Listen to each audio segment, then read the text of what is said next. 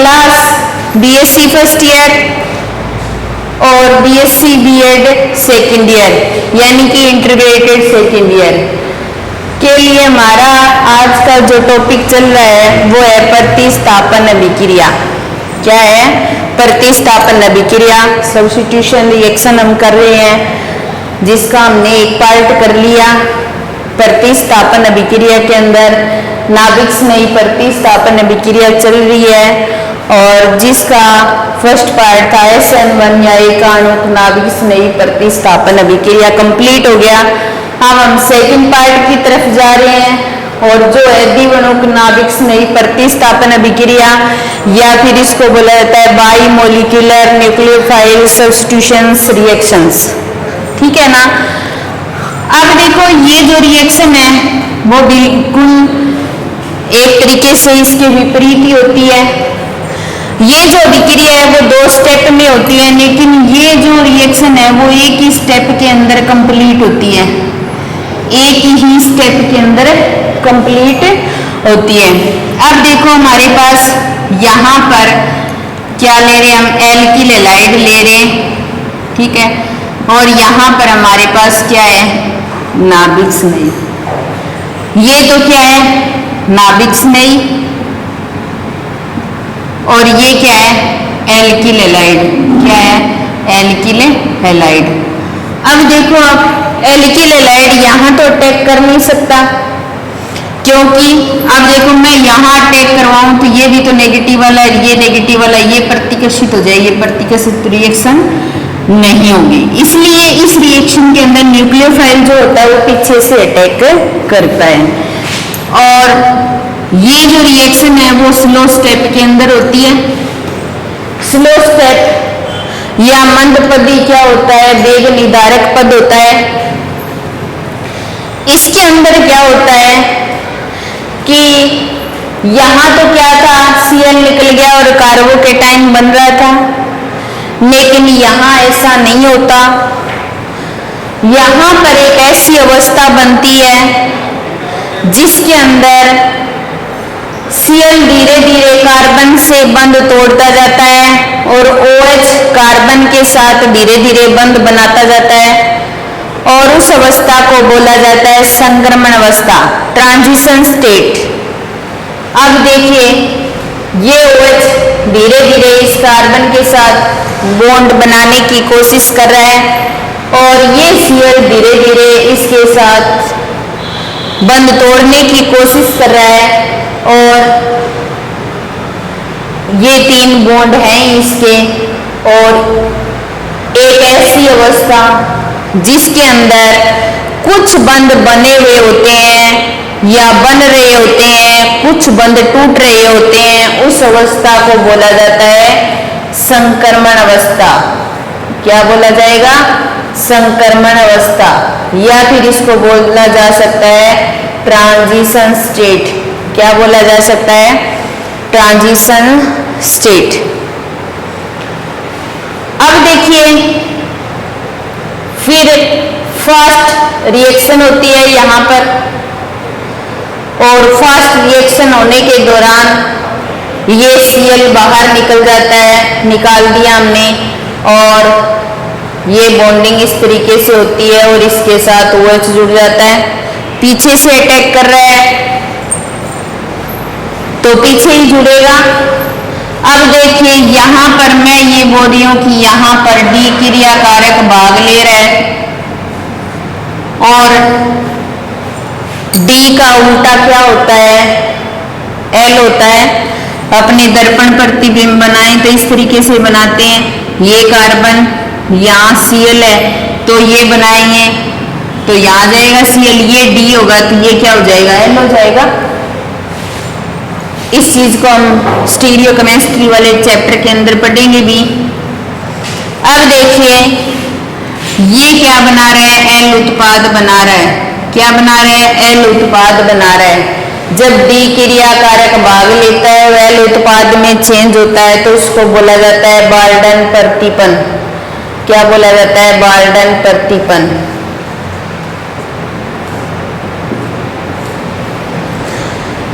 ये स्टीरियोकेमिस्ट्री के अंदर बाल्डन नामक वैज्ञानिक थे, उन्होंने बताया था कि जब हम कोई रिएक्शन करते हैं तो रिएक्शन करने के दौरान अगर डी क्रिया कारक भाग लेकर के एल उत्पाद में चेंज हो रहा है तो उसको बोला जाता है इन्वर्जन ऑफ कॉन्फ़िगरेशन।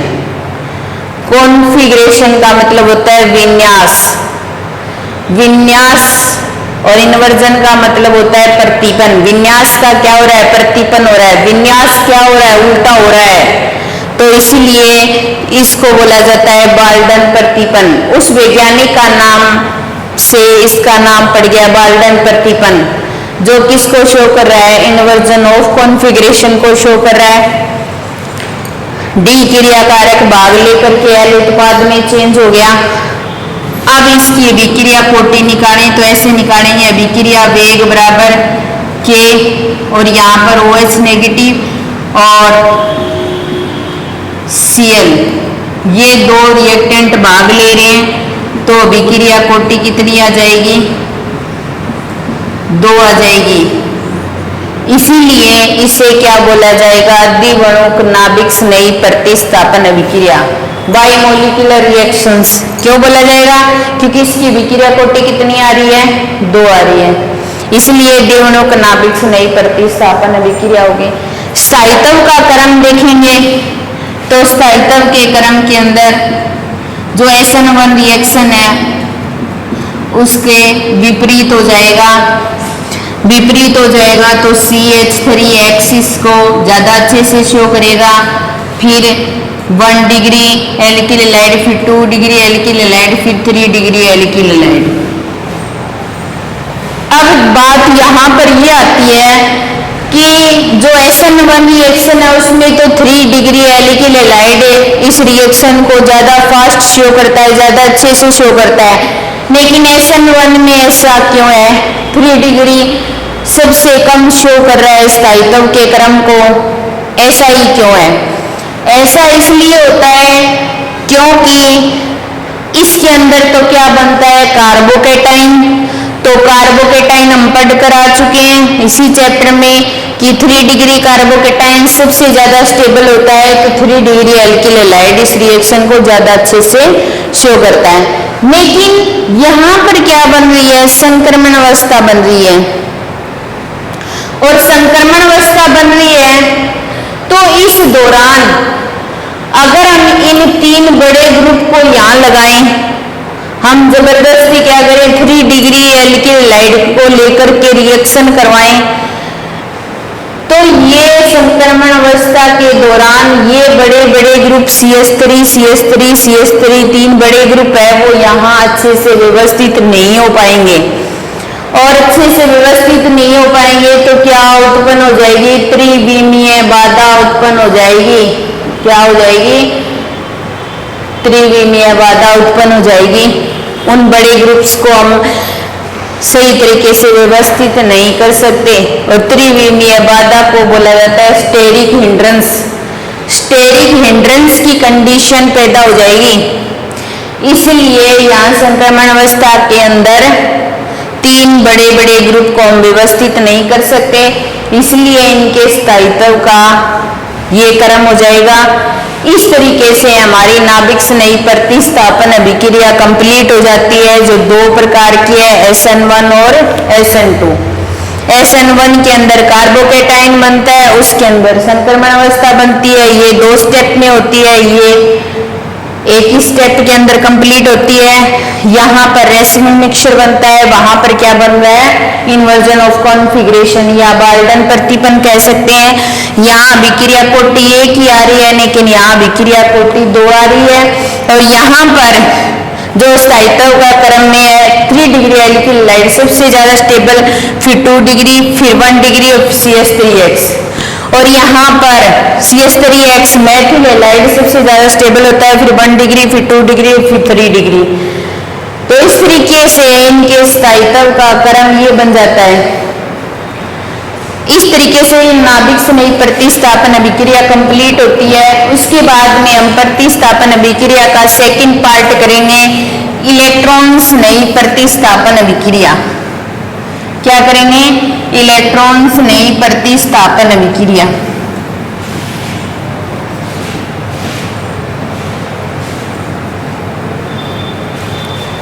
अब प्रतिस्थापन अभिक्रिया का सेकंड पार्ट आता है इलेक्ट्रॉन्स नई प्रतिस्थापन अभिक्रिया, electrophile substitutions reaction, electrophile substitutions reactions. Electrons नई प्रतिस्थापन अभिक्रिया, इसका मतलब क्या है, यहां पर क्या होगा, कोई ना कोई इलेक्ट्रॉन्स नहीं आएगा और वो क्या करेगा, प्रतिस्थापन करेगा, इसलिए इसको क्या बोला जाएगा, इलेक्ट्रॉन्स नई प्रतिस्थापन अभिक्रिया। ये जो रिएक्शन होती है वो या तो बेंजीन शो करेगा या फिर बेंजीन से संबंधित कंपाउंड, चाहे फिनोल हो चाहे क्लोरोबेंजीन हो, ये शो करेंगे। अब देखो जब बेंजीन शो करेगा तब तो इलेक्ट्रॉन्स नहीं इसके साथ जुड़ेगा और एक ही तरीके का प्रोडक्ट बनेगा, ठीक है, इलेक्ट्रॉन्स नहीं जुड़ गया इस बेंजीन के साथ में। लेकिन जब फिनोल इस रिएक्शन को शो करेगा तो दो तरीके के प्रोडक्ट बनेंगे, ये यहाँ OH लगा हुआ है तो इसकी ऑर्थो कंडीशन पर इलेक्ट्रॉन्स नहीं जुड़ जाएगा और दूसरा क्या होगा, पैरा कंडीशन पर इलेक्ट्रॉन्स नहीं जुड़ जाएगा। तब भी हम कोई भी चैप्टर करते हैं उसके अंदर ये रिएक्शन जब आती हैं, 12th में आपने फिनोल में पढ़ी भी होगी, तब हमें दो उत्पाद करते हैं, ऑर्थो पैरा निर्देशकारी सक्रियकारी, ऐसा पढ़ते हैं, करते भी हैं कि एक ऑर्थो उत्पाद प्राप्त होता है, एक पैरा उत्पाद। क्यों प्राप्त होता है, क्योंकि जब हम बेंजीन के साथ करेंगे तब तो डायरेक्टली बेंजीन के साथ इलेक्ट्रॉन्स नहीं जुड़ जाएगा, एक ही उत्पाद प्राप्त होगा।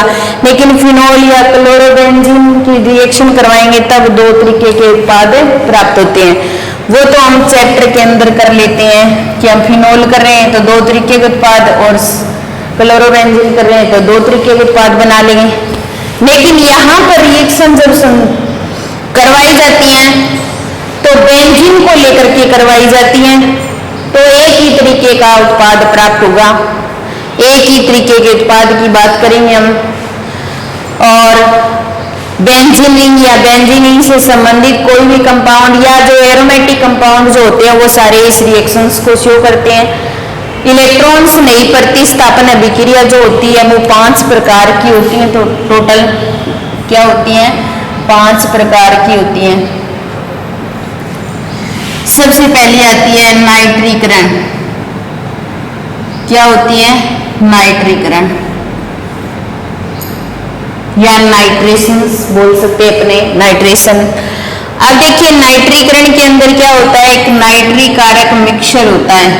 क्या होता है, नाइट्री कारक मिक्सचर होता है, ठीक है। यह नाइट्री कारक मिश्रण जो होता है उसके अंदर HNO3 और H2SO4 ये दो लेते हैं अपने, ये दोनों मिलकर के क्या करते हैं, एक नाइट्रोनियम आयन बनाते हैं।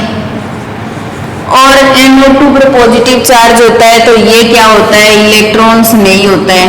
क्या होता है, इलेक्ट्रॉन्स नहीं होता है।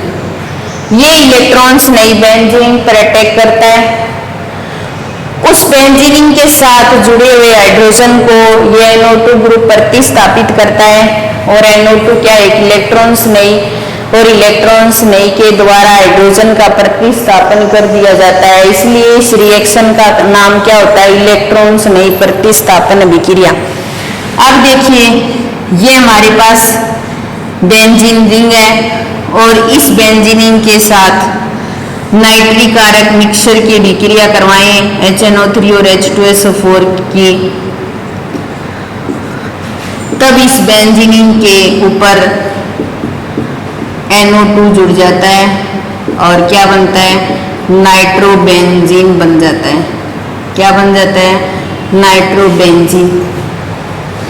अगर इसके मैकेनिज्म की हम बात करें कि इसका मैकेनिज्म किस प्रकार होता है तो मैं एक का मैकेनिज्म आपको बता भी देती हूँ, बाकी सब काम करेंगे मैकेनिज्म जो आपका आयरन एरोमेटिसिटी वाला चैप्टर है वहां पर आप सब डिटेल में पढ़ोगे, सबको कराओगे। अब देखिए यहाँ पर हमारे पास HNO3 और H2SO4 होता है, इन दोनों की आपस में रिएक्शन करवाई जाती है तो H3O पॉजिटिव और HSO4 पॉजिटिव और एक NO2 पॉजिटिव बनता है और इसको बोला जाता है नाइट्रोनियम आयन।